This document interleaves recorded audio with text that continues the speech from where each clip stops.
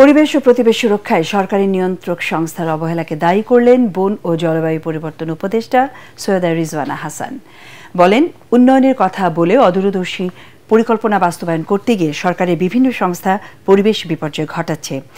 রাজধানীর একটি হোটেলে বাংলাদেশের জলবায়ু পরিবর্তন সংক্রান্ত বিশ্ব ব্যাংকের রিপোর্ট প্রকাশ উপলক্ষে আয়োজিত এক অনুষ্ঠানে এসব কথা বলেন উপদেষ্টা।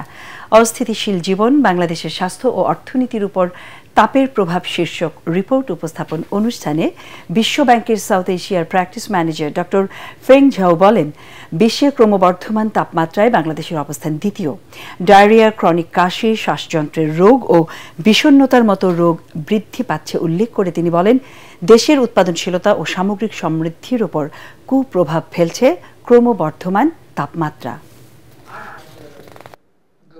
যে সমস্যাটা আমাদের হাতে আছে, এই সমস্যাটার সমাধান করা অসম্ভব না। আমাদের আইন আছে, প্রয়োগটা আমাদেরকে নিশ্চিত করতে হবে। আমাদের ঢাকা শহর থেকে ডিসেন্ট্রালাইজেশন নিয়ে যেতে হবে। আমাদের যত কৃষি জমি আছে, আমাদের ঢাকার আশেপাশে বনভূমি আছে, এগুলোকে সংরক্ষণ করতে হবে। আমাদের পাবলিক ট্রান্সপোর্ট সিস্টেমটাকেও ঢেলে সাজাতে হবে, আর নাগরিকদেরকেও কিছু দায়িত্ব নিতে হবে।